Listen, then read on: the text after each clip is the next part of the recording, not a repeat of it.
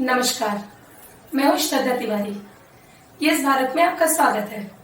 हम आपको दिखाते हैं मुंबई तथा आसपास की कुछ खास खबरें जो इस समय की सुर्खियां बनी हुई है। तो आइए देखते हैं क्या है। उनके साथ बैठा हूँ, ये बस ऊपर देख के सिर्फ थैंक यू बोलता हूँ और कुछ नहीं। और जब भी जैसे आशा जी ने कहा, आशा जी का जहाँ जहाँ भी नाम होगा स्टेज, मैं अपने आप खींचा हुआ चला आता हूँ। वो बुलाए न बुलाए मुझे, और मैं हर वक्त उनके साथ ही रहूंगा। जैसे आपने कहा ना कि हमारी उम्र आपको लग जाए, आप उनको सिर्फ सुनेंगे, लेकिन मैं उनको जब तक आशा जी, मैं उनके साथ हर शो में रहूंगा जबरदस्ती। तो बस बहुत बहुत सीखा है और कुछ नहीं, और अभी भी सीख रहा हूँ हर दिन। महीने से हम इस पे वर्क कर रहे हैं। It's been such a great journey, बहुत मजा आ रहा है।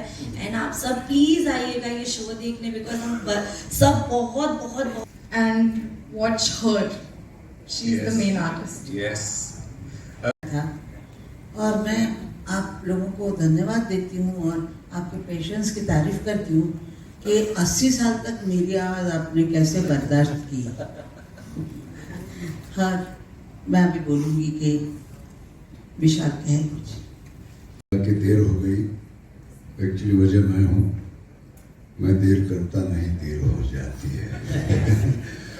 और मैं सिर्फ इस कॉन्सर्ट के बारे में इतना कहूँगा कि जो पहला कॉन्सर्ट मैंने किया था 1986 में, जहाँ आशा जी मुझे ले गई थी पंचमदा के साथ, उस वक्त जितना मैं एक्साइटेड था, नर्वस था, खुश था, उतना ही मैं इस कॉन्सर्ट के लिए भी एक्साइटेड हूँ। और जैसे अनमोल जी आपने बोला कि आशा जी के साथ क्या डिफरेंस है।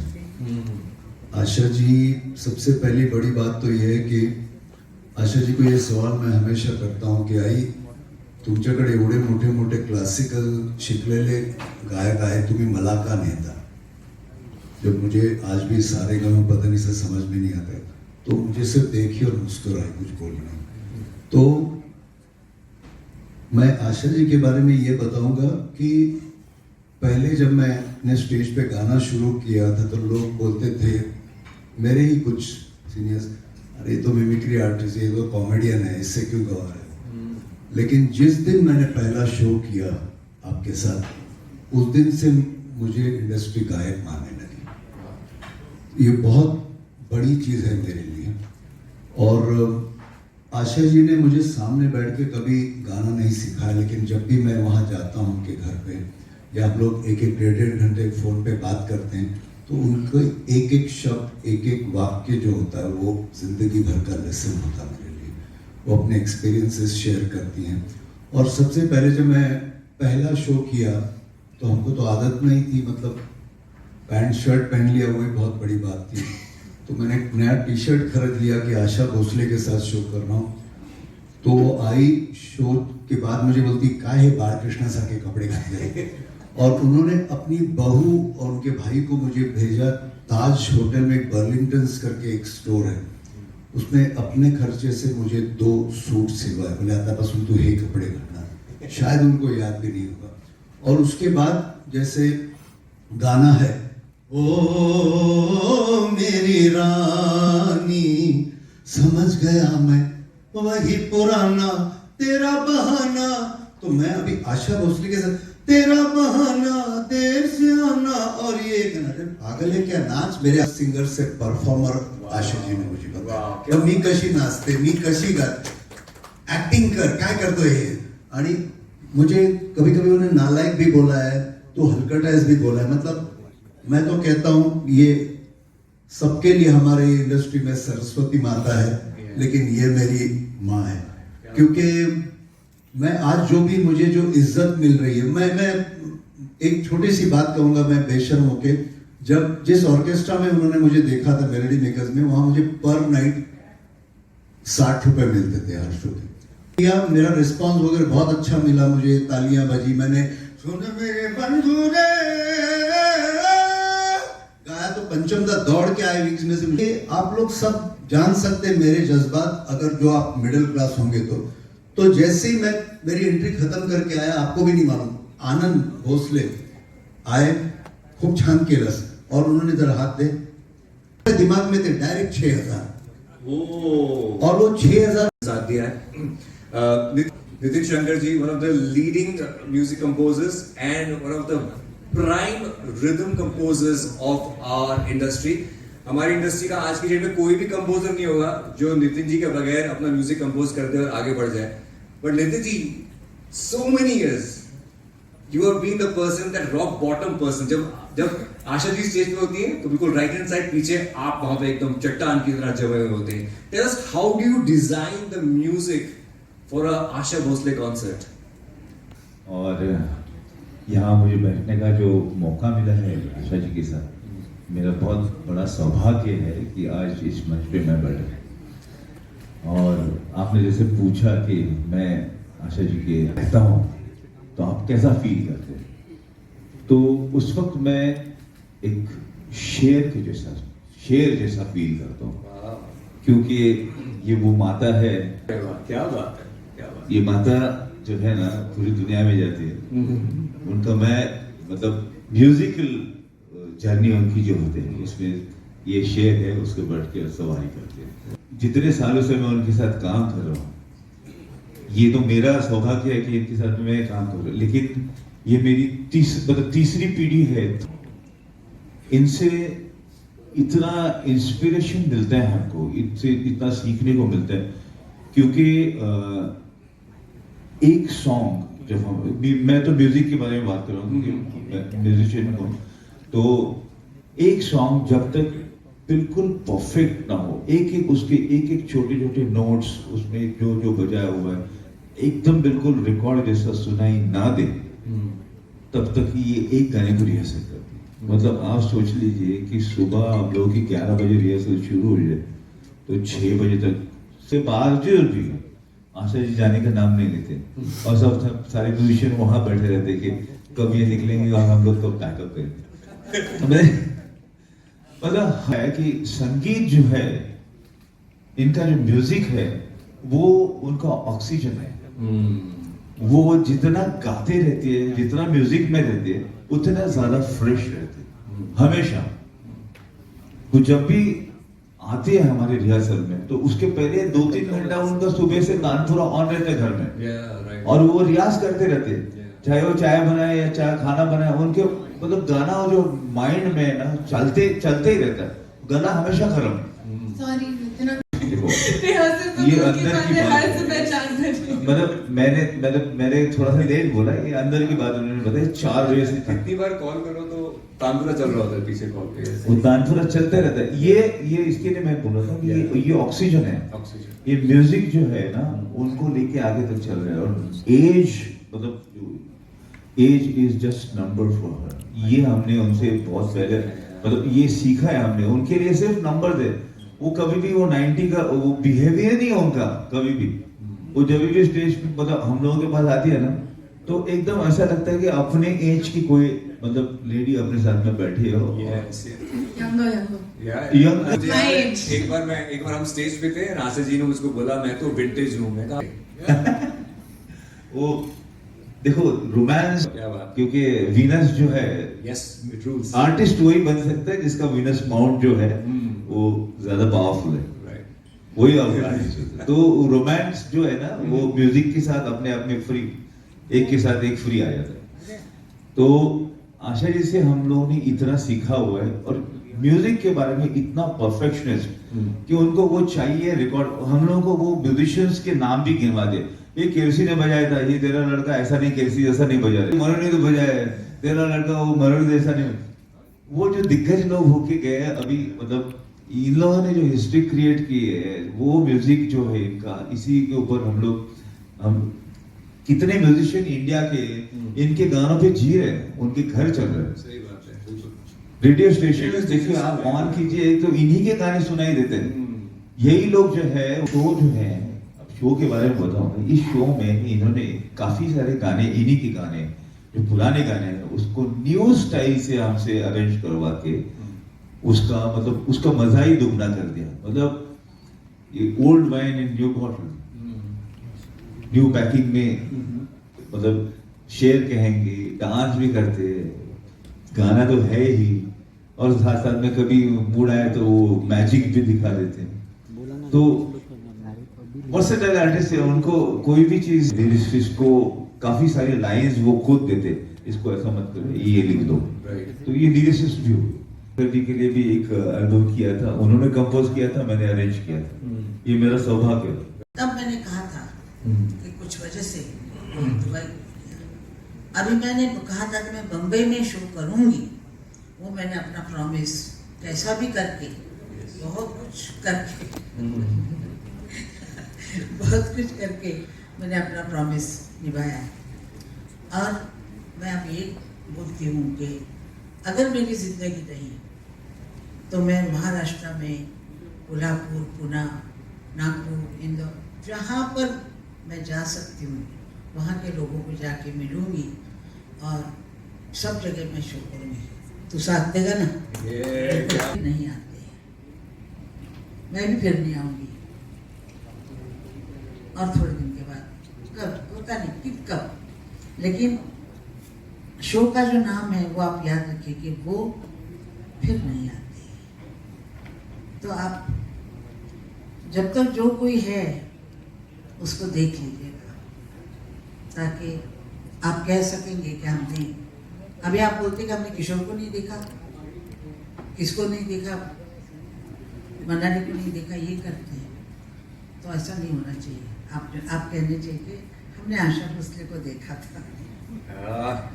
क्या बात है, आशा भोसले रहती हैं। और ये कॉन्सर्ट सिर्फ कॉन्सर्ट नहीं है, देश के मान सम्मान के लिए है।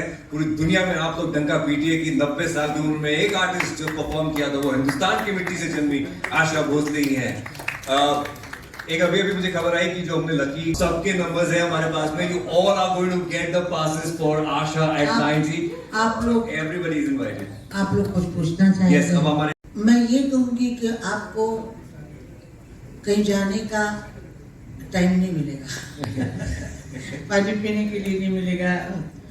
शो जब चालू होगा तो मैं आपको बताती नहीं हूँ, क्योंकि बता दूंगी तो उसका मज़ा चला जाएगा। लेकिन मैं कम से कम 26 गाने गाती हूँ इस एज में। 17-18 गाने, एक 18 गाने गाती हूँ और हर वक्त स्टेज पे रहती हूँ। फिर ये हमारी जो गुड़िया है, ये गुड़िया बहुत सुंदर डांस करती हैं और सुदेश जी बहुत अच्छा मेरा साथ देते हैं।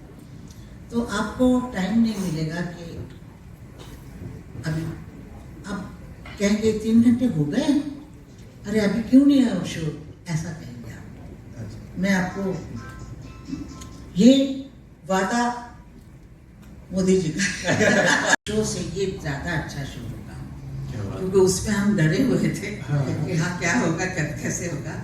और दुबई भी थी, अपना शहर भी नहीं था, बाकी लोग बहुत मुल्कों से आए हुए थे, पता नहीं था। बम्बई तो मेरी है। बम्बई के सड़कों पे मैं जब बस पकड़ने जाती थी और ट्रेन पकड़ने जाती थी, तब बम्बई ने मुझे देखा है, गरीबी में मुझे देखा है, गाड़ी में चढ़ते हुए भी देखा है, गाड़ी से उतरते हुए भी देखा है। और अब सब कुछ है, बच्चे हैं, सब है, तब भी देखा है। सारी मुश्किलें पार करके इस बम्बई ने मुझे संभाला है। तो ये बम्बई मेरी है और इस बम्बई में मैं शो करूँगी, बहुत कॉन्फिडेंस से करूँगी। और मुझे मालूम है कि मेरे सुनने वाले खुश होके जाएंगे कि आशा है। This is the full Mumbai Meri Jaan Amchi Mumbai Maharashtra show, and this is going to be exactly what you expected to be. मैं सुना करती थी और मेरे घर पे आते थे, मैंने उनका गाना गाया भी है, म्यूजिक डायरेक्टर भी थे, तो उन्होंने गाया, मैंने गाया। बड़े बहुत अच्छे इंसान थे और पता नहीं भगवान की मर्जी, उसकी मर्जी के सामने कोई नहीं जा सकता।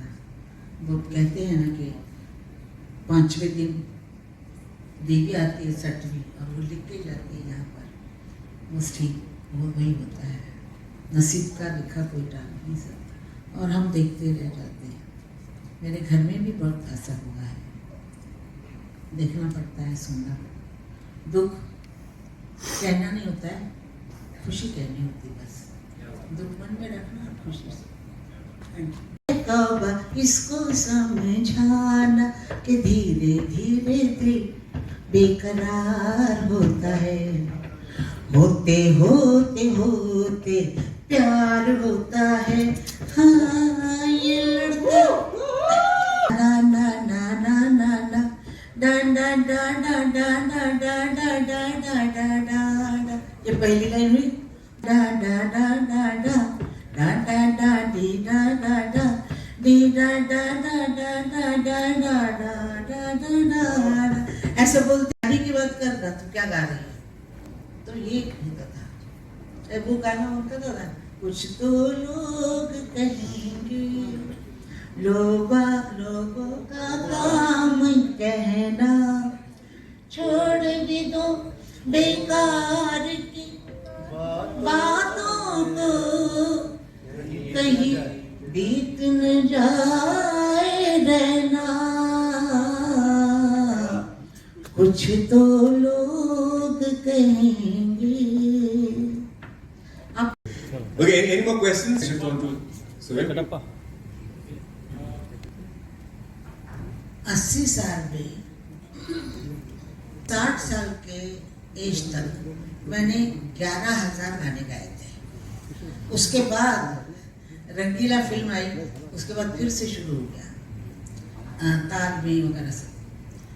तमिल, तेलुगु, मलयालम सब मैंने गाए, गुजराती, पंजाबी, जितनी ज़बानें रिकॉर्ड बनती थी वो सब मैंने गाए, इंग्लिश भी गाए। मैंने स्टाइल दे सकती हूँ वो मैंने दिया, जितनी आवाज़ काम कर सकती है और जितनी मेरी करती थी काम वो मैंने। ऐसा कोई भी सिंगर उस वक़्त नहीं था जो मेरा गाना गाए, मेरा गाना नहीं कोई गा सकता था। आज शायद मशीन से आवाज़ें भी आ सकती हैं, सब कुछ है, लेकिन उस वक़्त हम लाइव गाते थे, 100 म्यूजिशियन के साथ गाते थे, 60-70 म्यूजिशियन के साथ। आज कोई उस वक़्त मैंने जो किया है ऐसा कुछ करके बताए, गाते गाते बोले सांची बतिया, ये भी गाया है। तो हमारा क्लासिकल बेस है, बेस क्लासिकल होने की वजह से आवाज़ बहुत अच्छी चलती थी और चल रही है। और मैंने सब गाने गा के मतलब दिए हैं लोगों को। अभी मैं चाहती हूँ कि फिर से होगा कि नहीं मालूम है, फिर से, क्योंकि आजकल यंगस्टर सीधा सीधा चाहते हैं। हम लोग मुश्किल गाने गाते थे, सीधा सीधा है, तो सीधा सीधा ही चल रहा है अभी। मेरा ख्याल है हर वक्त साइकिल चलती है ना, एक साइकिल थी हमारी, अब ये थोड़ी साइकिल चलेगी, फिर आएगी साइकिल। देखिए मद्रास शुरू करेगा ये साइकिल, मद्रास में बहुत अच्छे गाने बनते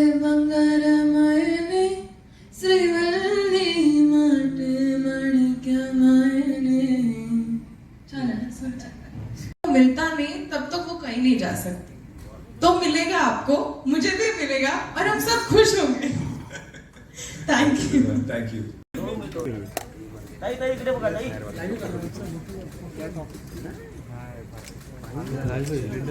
हा बसा आता वेट इकडे व्हिडिओसाठी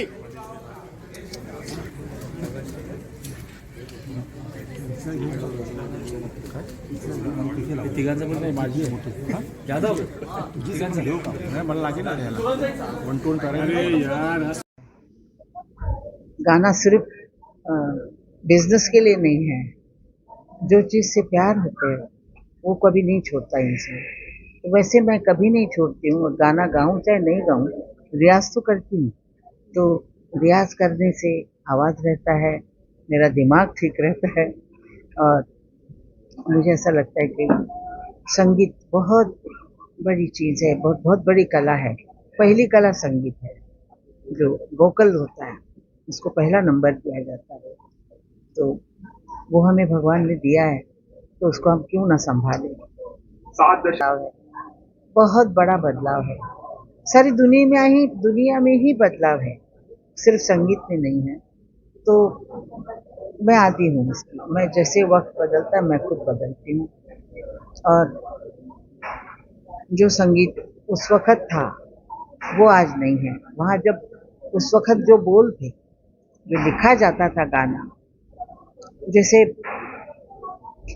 जो आर्टिस्ट थे, मतलब वो इतने अच्छे गाने लिखते थे, म्यूजिक डायरेक्टर ट्यूनें अच्छी बनाते, म्यूजिशियंस बहुत अच्छा बजाते थे, सिंगर्स अपनी तरफ से बहुत अच्छी आवाज़ जो होती थी वो गाने को सजाते थे। हम लोग का काम है गाने को सजाना। जो गाना आप म्यूजिक डायरेक्टर सुनते हैं वो सीधा होता है, और जब हम गाते हैं तो अलग। तो हमारा काम ये है। तो इसमें अभी जो है वो काफ़ी बदलाव आया है। गाने रीमिक्स हो रहे हैं, रीमिक्स करके उसका ज़रा मतलब कुछ अजब ही हो जाता है, खिचड़ी हो जाती है। तो बच्चों को पसंद है, ठीक है। बच्चों को आजकल मुझे ऐसा लगता है कि सीधी चीज़ हो, जल्दी नाम हो और जल्दी पैसा मिले, ये चीज़ लोगों में जो आई है, इसलिए कोई मेहनत नहीं करता। गाने के ऊपर, डांस के ऊपर मेहनत होती है, जो कला होती है उसको मेहनत करनी पड़ती है। 3 घंटे कम से कम आपको रियाज करना चाहिए, जो कोई करता नहीं है। तो गाना ठीक नहीं होता, फिर नाम चले जाते हैं, फिर गड़बड़ हो जाती है। सभी क्लासिकल का पहला रियाज होता है, सारेगामा पधा निसा, वो पहले रियाज होता है, उसमें रागदारी होती है, उसका रियाज होता है। फिर जब हमको फॉरेनर के कुछ स्टाइल के गाने होते हैं तो उसमें आवाज़ अलग करनी पड़ती है, अलग करनी पड़ती है। तो जैसे गाते लो ला ला ला ला ला, ऐसे हमारी स्टाइल नहीं है। तो ये उनकी स्टाइल को हमको लेना पड़ता है। और मैं ऐसे करती थी कि इसका ये गाना अच्छा, इसका ये गाना, ये आवाज़ ऐसी लगानी चाहिए, तभी वो गाने अच्छे बनते थे। तरह क्लासिकल में अपना बिल्कुल लगाती हूँ ढंग, और जो मॉडर्न गाने होते हैं उसमें अलग अलग गाना सुनते हम लगता है कि गाने में कुछ करना चाहिए। म्यूजिक डायरेक्टर ने नहीं कहा होता है, लेकिन हम लोग रिकॉर्डिंग में वो बात कह जाते हैं। तो अपने आप वो जिसको मतलब सोच होती है, एक होता है गाने की सोच होती है कि मैं क्या गाऊंगा,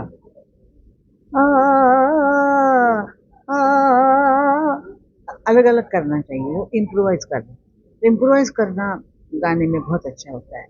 तो कभी भी ऐसा करते हैं हम लोग।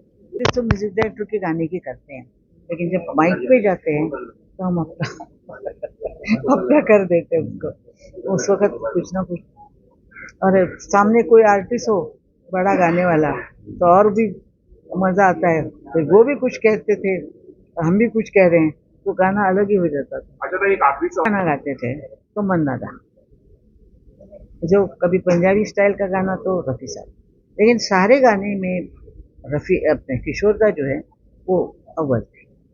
तो मुझे उनके साथ बहुत अच्छा लगता था, क्योंकि एक तो हंसाते रहते थे, मजाक करते रहते थे, फिर गाते भी अच्छा थे, और दूसरे को नर्वस भी नहीं करते थे। हम लोग नर्वस नहीं होता उनके साथ। तो ये बड़ी बात होती है कि एक आर्टिस्ट दूसरे आर्टिस्ट को नर्वस कर दे तो गाना खराब हो जाता है, तो वो कभी नहीं ऐसा करते थे। तो बहुत अच्छे मतलब इंसान थे। इसी के साथ अपने खबर को करती हूँ समाप्त। हमसे जुड़े रहने के लिए हमारे चैनल को लाइक, शेयर, सब्सक्राइब करना ना भूलें। साथ ही आपसे अपील है, यदि आपके आसपास कोई घटना घटित हो रही है और आप उसे हम तक पहुंचाना चाहते हैं तो हमसे संपर्क कर सकते हैं सीधे स्क्रीन पे दिए गए नंबर